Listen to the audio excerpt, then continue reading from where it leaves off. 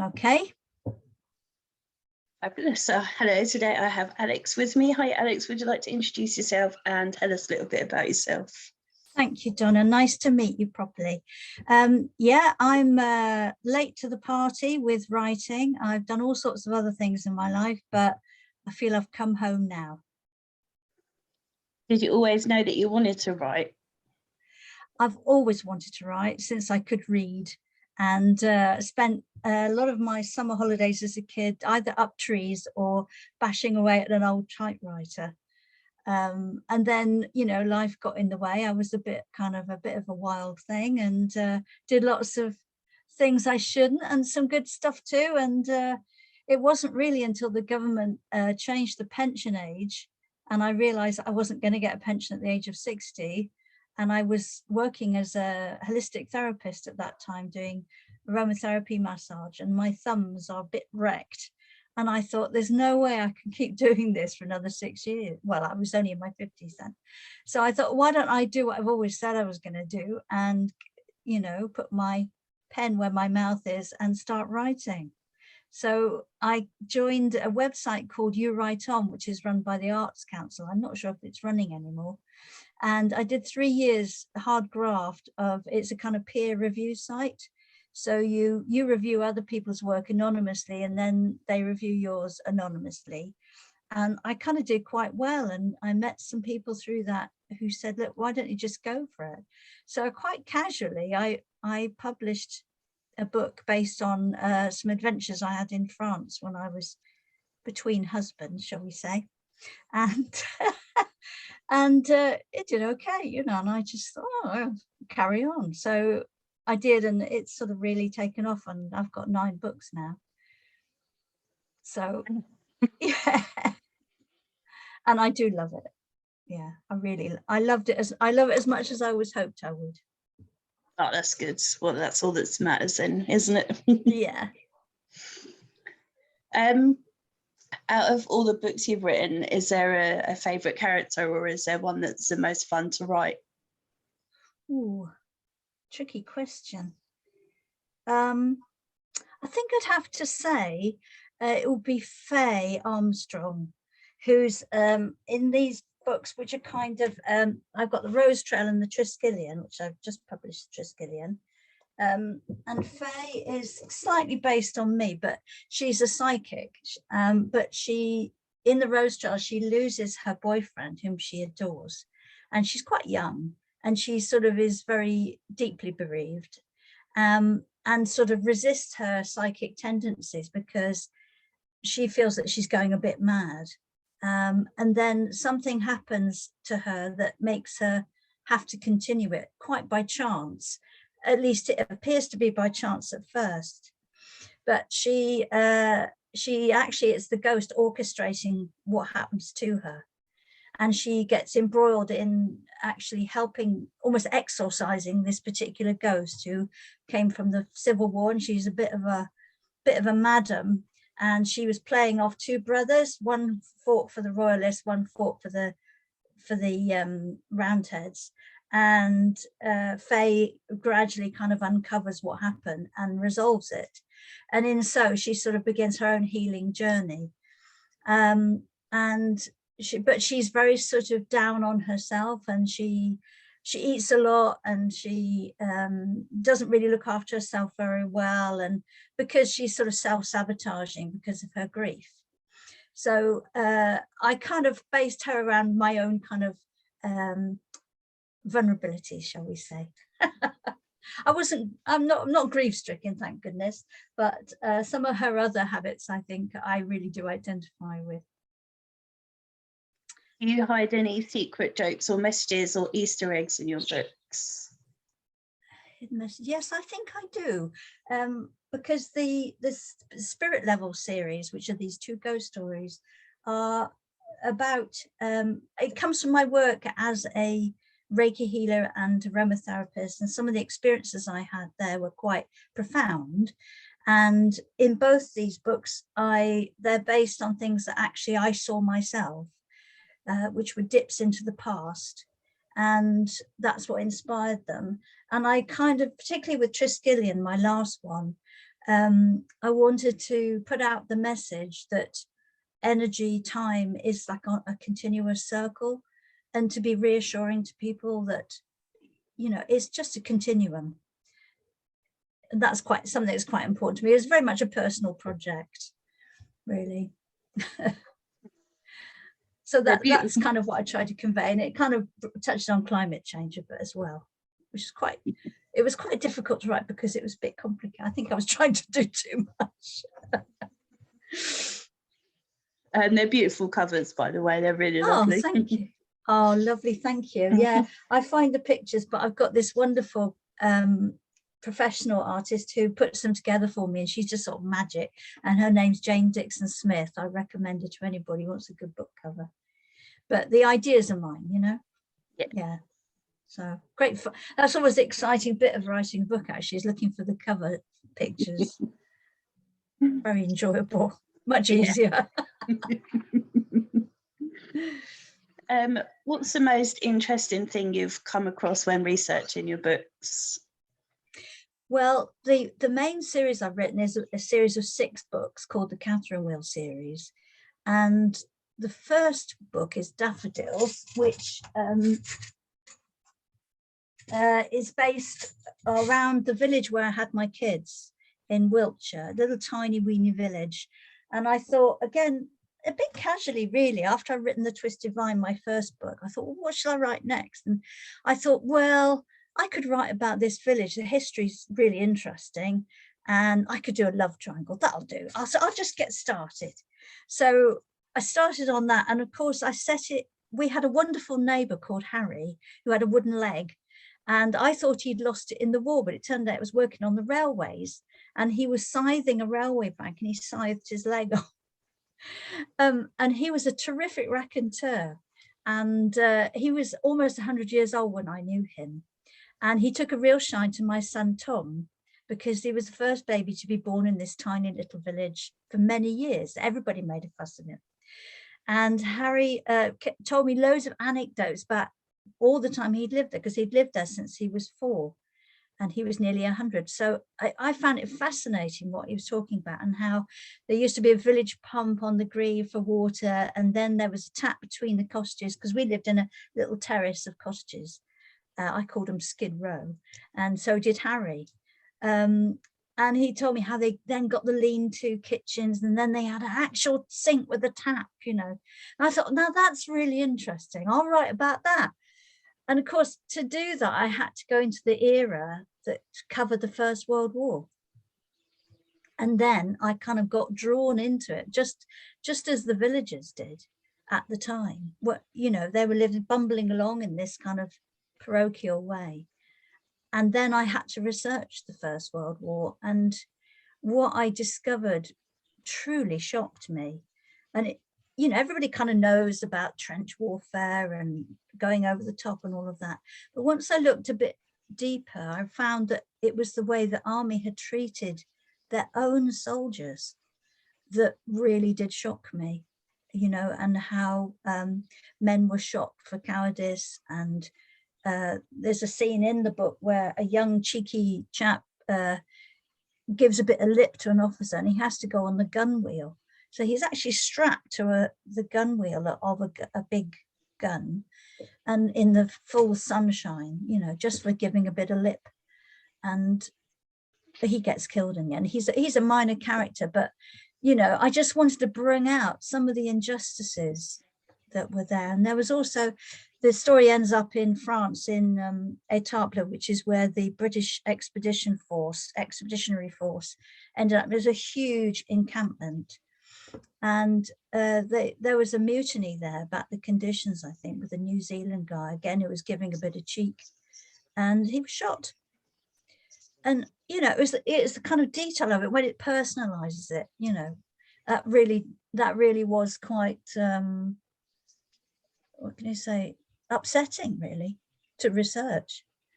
Yeah, but that's not the main story. Those are kind of peripheral characters, but once you start looking into it, and I also discovered that, you know, because we're in this pandemic that was quite relevant, that the Spanish flu didn't actually come from Spain. It came from the starving German soldiers at the end of the war, who were so undernourished they succumbed to this flu very badly, and it actually started in that encampment and spread like wildfire because of the conditions and stuff. So one of my characters, she comes down with it, but she does get through. But actually, it is a love triangle story. Yeah, I think I heard that it was named the Spanish flu because they were sort of neutral in the war. So it couldn't be named anything else. So the Spanish, because they weren't on either side. Yeah. Which I was quite surprised. Well, of course, there'd been the precursor to the war was oh no, that was the Second World War, actually, because the Spanish were fighting in between, in the 30s. Yeah, so it was, I found all sorts of things that I found really fascinating, but it took me years to write it because I had little kids and, I was busy working as well. And I had to sort of dip in and out of this really heavy stuff as and when I could. And there was a lot of it. Yeah. But that has spawned a 6-book series, and I ended up doing the Second World War as well with the children of the first families. So it's kind of feminist take on what happened to women in those times and how a lot of fortunes were lost and found. So it's about a poor family and a rich family and how they get intertwined, and it all pans out in a way you wouldn't expect. Have your children read your book? Pardon? Have your children read your books? My son has. My daughter says, "No, I can't do it, Mama. It was just too embarrassing." But my son has been my editor, but he's really busy now, so he can't really give me the time. He's a lecturer at a university. Oh, wow. He's about to have a baby in May as well, so I think he'll say, "Oh, don't get any other editor. I want to do it," but I don't think he's going to have any more time now. He's going to have a baby. He'll be a tad busy, bless him. He will. No. Yeah. Out of all the books you've written, what's the most fun scene that you've written? Fun. Well, in The Twisted Vine, my first book, I had a lot of fun with the baddie, getting into his head. I quite enjoy writing about weird people. And strangely enough, in Peasley, the sequel to Daffodils, my hero, as it were, he went to America and he went to a speakeasy and to find a man who had hurt his wife some couple of years before that, and he beats him up. And I quite enjoyed that. There's something repressed coming out. But I quite enjoy doing love scenes, tender love scenes. I quite like writing those as well.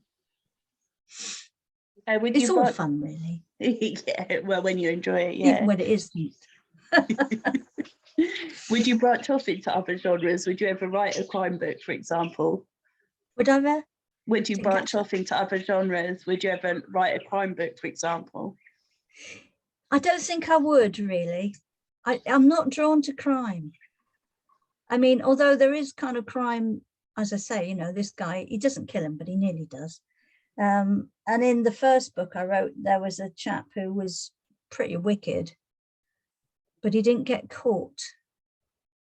So I think I'm a bit daunted by police procedural stuff because I don't know anything about it.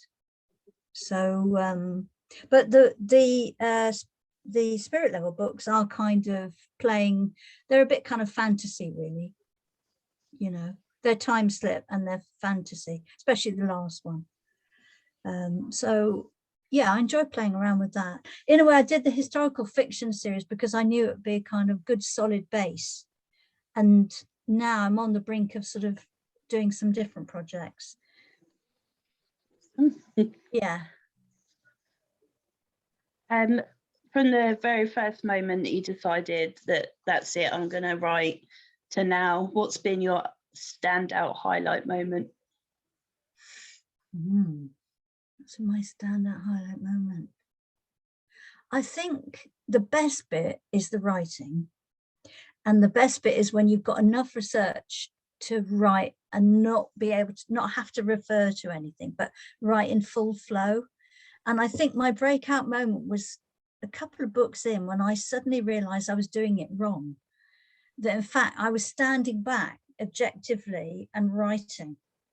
And then I suddenly realized that what I had to do was stop writing, but be in the story, actually be in whosever character's head I was. And what I do now is I sort of do a quick sort of meditation before I start to write, and just allow myself to get into exactly where they are and picture it like a video.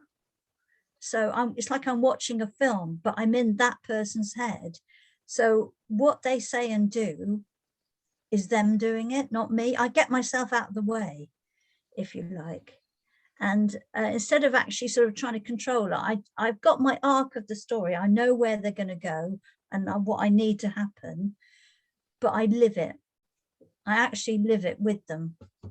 And that is just the best fun, because you look at them, 4 hours have passed and you didn't even notice, you know, because you're there. But it's quite tiring because, you know, I put them through hell, of course. And then you're really in it, and it's quite exciting, actually. And you forget all about your own life. And that is probably the best bit, I would say. Doesn't happen every time, but when it does, it's just fantastic feeling. How long does it take you to write a book, and then from the actual first draft until it's ready for publishing? It varies. Daffodils took me years and years, because I was doing other things and I was not really understanding the process as well, but I kind of tightened it up, and since then I've done a book a year, really. I don't think I could write more than a book a year. I think, I mean, some people bash out 3 or 4 in a year, and I think it's amazing, but I couldn't do that. And I also like to do different things every time. So I don't write to a formula. So I've got to do some serious thinking before I can even get going. Yeah. And when you're editing, what's your most overused word or phrase? Oh, that's a very good question. Wow. Oh, well, I know at one stage I kept saying she lifted her chin, because I was writing about these sort of very independent women. and I suddenly I thought, whoa, she's going to have a chin, you know, as long as Bruce Forsyth at this rate. So that had to go. Yeah, and I got into a problem with commas at one point, but I've sussed all that now. I love that. I edit as I go. I edit literally as I write, over and over and over and over and over, and then I edit before I finish. And then when I start the next, when I'm on a roll, I will finish with the first line of the next chapter. I usually write about a chapter a day, but sometimes a lot more. And then before I start the next chapter, I edit the previous chapter after a night's sleep. So I edit a hell of a lot all the time. But then I always edit, you know, dozens of times after, when it's finished. Yeah. I edit a lot. Yeah. That's probably not a bad thing. When you're in full flow, you do make mistakes, and you've got to go back and check them. Yeah. So make it as tight as possible. Make sure there's no kind of flabby bits or repetition, or she was wearing a blue dress and then it turned out it was pink to start with. Stuff like that. Yeah, I love spotting those things as a reader. I read a book and I said to the author, didn't your character have like really distinctive blue eyes all the way through, and then at the end they had grey eyes? Yeah. And they were like, really? I thought they always had grey eyes. I'm like, nope. Oh, well spotted. Well spotted. Yeah. Yeah, and it's difficult, you know, if life gets in the way, you have an event in your own life and you have to break off, it's very hard to get going again and keep the continuity. So I tend to sort of like fiddle about for ages with ideas and the arc of the story and write out that in synopsis and stuff, do the research and then try and belt it out in one go. That's my preferred way of doing it, but you know, life often has other ideas. Yeah. Have you made lots of author friends since you started writing? Oh, I have, and it's been such a joy. Yeah, really brilliant. Facebook has been brilliant for me, meeting so many people, and they're all so supportive of each other. And I mean, COVID has interfered with it, but there's a group of women in Wales where I live, where we used to meet up every sort of month and read each other's work out and criticize it and stuff. And that was hugely helpful. But we haven't met up since COVID, because obviously, and we used to meet in Debenhams, and that's even shut now. So that's a bit strange. But that was Judith Barrow and Thorne Moore, and they both got lovely books out as well. So yeah, but loads of super people on Facebook particularly I've found really great. Yeah. Yeah, and do you get a lot of feedback from your readers? Yeah, I've got lots of reviews now, which has kind of almost convinced me I can do this. So I think I've got about 5,000 ratings now on Goodreads, and I'm on an average of 4.24 out of 5, over 5,000 ratings. So I sort of feel, oh, maybe it's okay. I don't believe it every day though. Takes a lot of convincing. I know a lot of authors I speak to would kill for 5,000 reviews on Goodreads. So it's not reviews, it's ratings. Ratings, okay, yeah. Because they've mixed them all together now, and on Amazon as well. So they lump them together. Yeah. But I think Daffodils has got 2,500 on Amazon. Wow. So yeah, yes, that's awesome. Great. Yeah, great. If you're able to spend a day with any author, dead or alive, who would you like to spend a day with? Gosh, that's such a tough question. I think I'd go for Winston Graham, who wrote Poldark. I love Jane Austen, but I think she might, well, she'd be interesting to go. She's quite acid, isn't she? She's probably quite witty, and well, I don't know, anybody really. I love them all. Yeah. I should think Oscar Wilde's pretty good fun.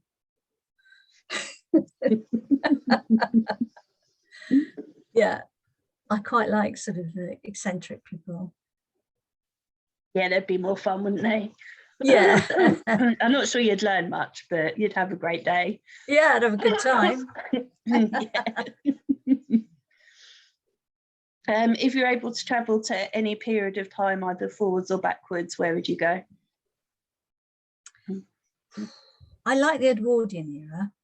I think there was just enough technology to make life that bit more. You had bicycles and washing machines and trains, but you didn't have all the hectic stuff we have now. But at the moment, I'm playing with the idea of doing an Elizabethan set of books. So I guess I'd probably go there for now. But I should think it'd be a lot more uncomfortable. Yeah. I don't know if my dog's just going to come say that. You come and say that? Oh, my dog's at the door. He's the trouble is he jumps up and you knock the computer over. Hello, gorgeous. Who are you? This is Trixie. She likes to come and Trixie, get her face in on my interviews, don't you, girl? Oh, I used to have a dog called Trixie when I was a little girl. Oh, she was a good pal. She's a rescue. All my dogs are rescues. Yeah, little sweetie, aren't you, girl? What was her story? She was owned by an old lady who was the mum of a druggie of some description, and he ended up with her. She was kept in the garden and wasn't treated very well. So a woman, I think a neighbour, took her off his hands for a couple of weeks, and she didn't want to go back. So someone gave her money to buy her off this guy, and then but she's not very well herself, so we ended up with her. So she's had quite a been around and about. Yeah. but she's an absolute darling. Ooh, careful. I think rescue, in my experience, I've rescued quite a few, and I just think they're so grateful, aren't they? They never forget. Yeah. Yeah, she's a right soppy bum. My laptop's on her cushion, that's why. She's this is her You've cushion. stolen it. Yeah. Not impressed, are you, girl?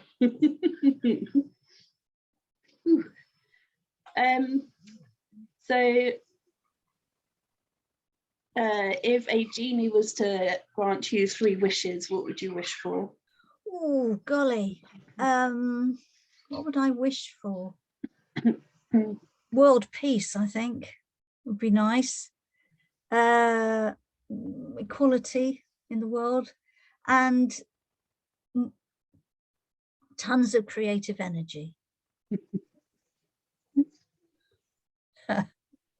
And good health. You can't do much without that, can you? No, you can't. Yeah. I don't think people realise how important that is sometimes. Absolutely. That's it. She's come though, got her face in, and that's nice. Yeah, she's lovely, bless her. When you're not writing, how do you like to spend your time? Oh, well, I walk a lot because of my dog. I got a border collie, and you can walk him forever. And I've recently become a grandmother, so I love seeing. Well, I've only got one at the moment and another one on the way, so that is a real priority now. And I love cooking. I really love cooking, so I spend quite a bit of time doing.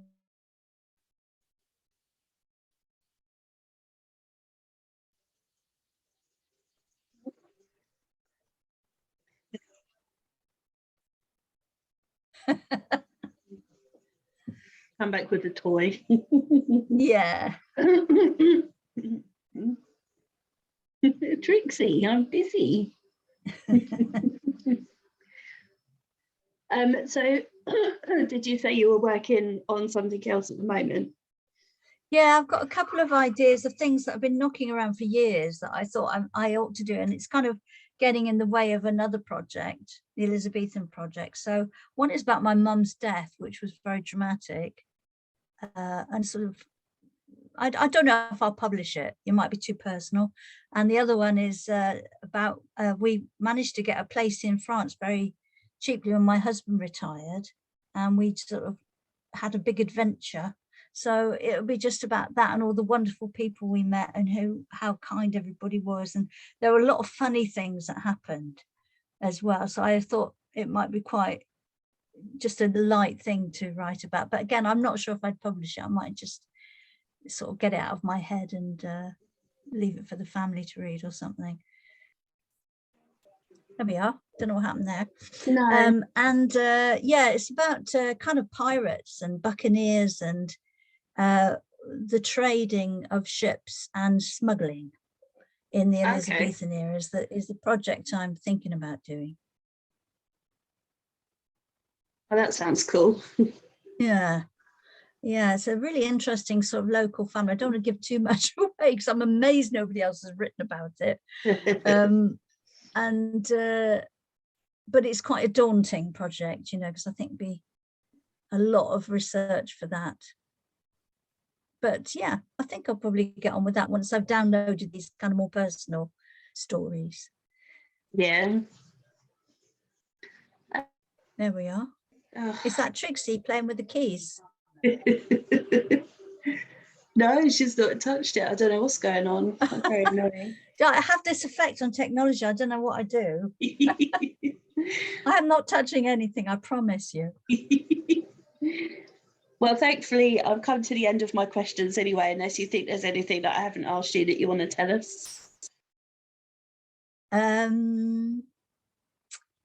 No, just, I think I'd like to say just thank you to everybody who's ever done a review. And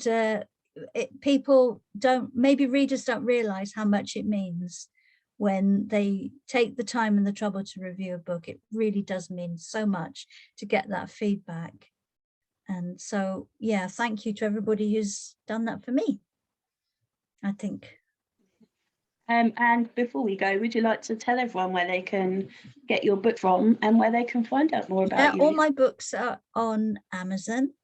My website is called www.intheplottingshed.com. Awesome. And I've got a Facebook page, which is Alex Martin Author, and all my books are on Amazon. You can also find my Goodreads page under my author name of Alex Martin. Fabulous. Well, thank you very much.